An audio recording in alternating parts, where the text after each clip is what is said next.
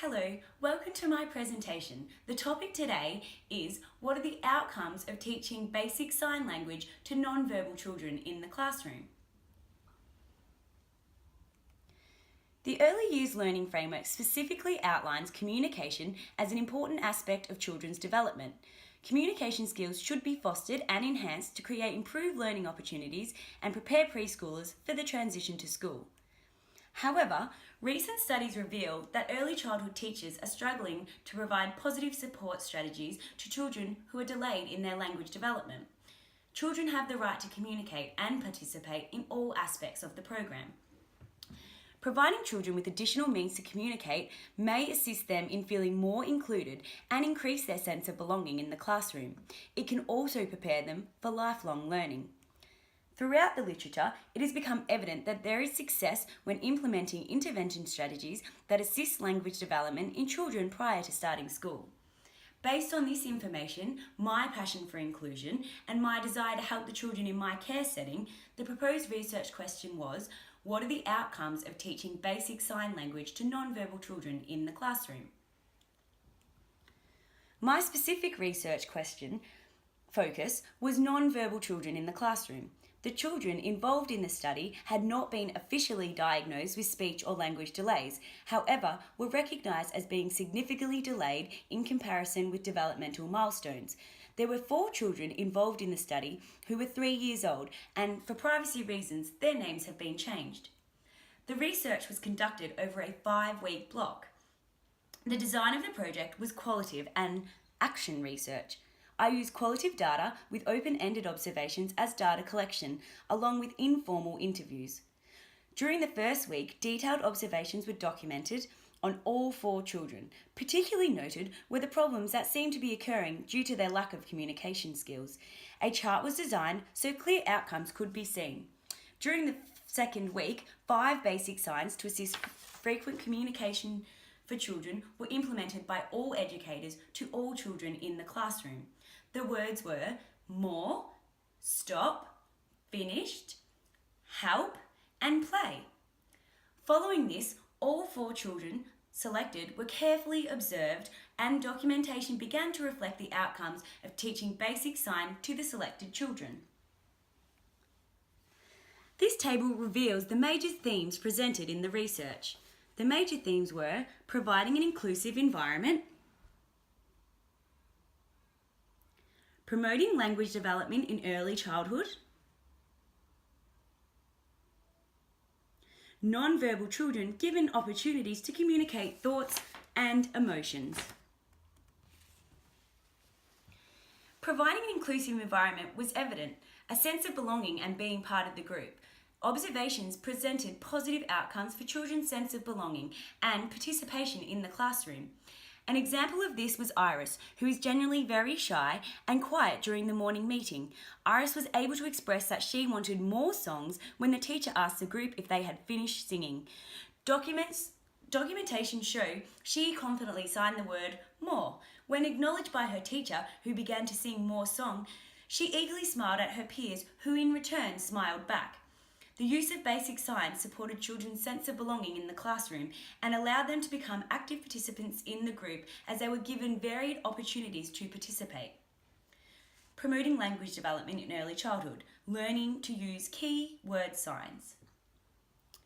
Throughout the research period, all 4 children were able to learn and use 5 key word signs, with the time frame of how promptly varying for each child. Additionally, most of the children in the classroom began to use sign alongside spoken language when communicating. During the initial stages of the research, some children needed prompting when remembering the signs. For example, Corey was at the art table creating a collage. He had run out of small stars. He looked at the empty container and then looked towards the teacher. He moved his hands slowly towards his chest and left them there, watching for the teacher's response. The teacher smiled. More? Corey nodded and repeated the action for more. During the final week of data collection, Corey was observed confidently using the sign for more during mealtimes and outside in the playground. Children were able to efficiently learn and use chosen keyword signs as a communication tool in the classroom. Attempting words with sign.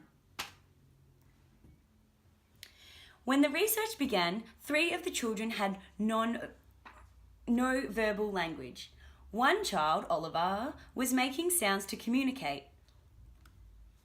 However, the sounds were not clear words.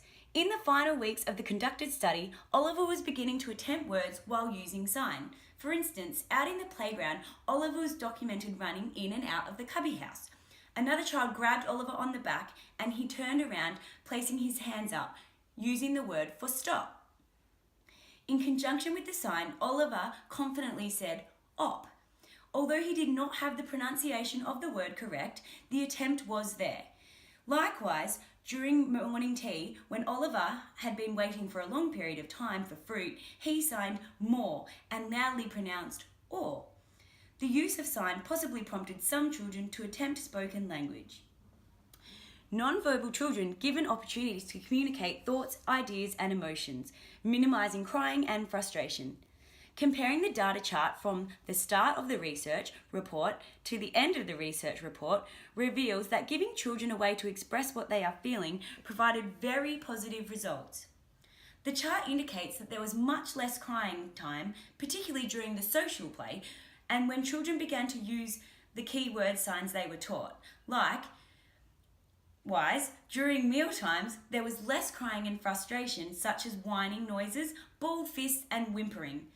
This behaviour was seldom documented in the final week, as all children were able to communicate that they wanted more or they had finished their food. Overall, the use of sign minimised children's crying and frustration, as they had a way to express their and communicate their feelings. Needs being responded to and met. Previous to the sign being implemented, informal interviews were conducted with educators in the room. A common concern for all educators were they felt that there were times when they were unable to assist the 4 non-verbal children and meet their needs. One educator stated, "We try our best, but when there is no vocabulary, it is quite difficult and it becomes a guessing game to understand what the child wants. Sometimes when we say, 'I'm very sorry and I'm unsure what you are trying to tell me.'" At the conclusion of the study, the same educator was able to share this statement: "It has worked so well for both the children and the educators. Using the key word signs has helped us communicate with the children and the children to communicate with us. We feel we can have more of an opportunity to respond to the children's emotions or needs because we have an idea of what they are trying to communicate." Children's ability to communicate through sign meant that educators could better understand what they were trying to say and therefore respond appropriately and meet their needs. Documentation of all 4 non-verbal children in the classroom revealed some positive outcomes when 5 basic keywords were implemented in the classroom. Results show that some children benefited more than others. However, all children were documented using sign with positive results. The use of sign in the classroom was useful for children and assisted in areas such as providing opportunities for them to be included, promoting language development, and, the most successful of all, the opportunity to communicate thoughts and ideas and emotions with others. The research study allowed for me to gain a greater understanding of the implications for non-verbal children in the classroom. I was able to explore a specific strategy, the implementation of 5 basic sign words in Australian Sign Language in an early childhood classroom, and the outcomes this presented for the 4 non-verbal children in the classroom.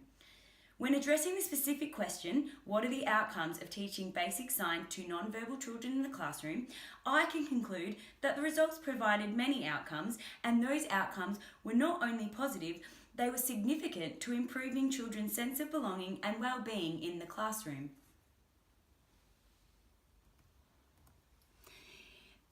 In conclusion, it is a child's right to communicate and the role of the teacher to not only support and encourage language development, but provide additional means for children to communicate. There is sound evidence that states there is success when implementing intervention strategies that assist language development in children prior to starting school. My research demonstrates that the use of sign language in early childhood classrooms could be a very effective strategy to support non-verbal children to communicate in the classroom, which will lead to greater participation, inclusion, and well-being. I acknowledge my research was done on a small scale with a limited time frame. Further research could be done with the introduction of more sign words and during a longer period of time, which may result in further positive outcomes for non-verbal children in the classroom. Thank you so much for listening to my presentation, and I really hope that you do consider using sign language in your early childhood classrooms. Thanks.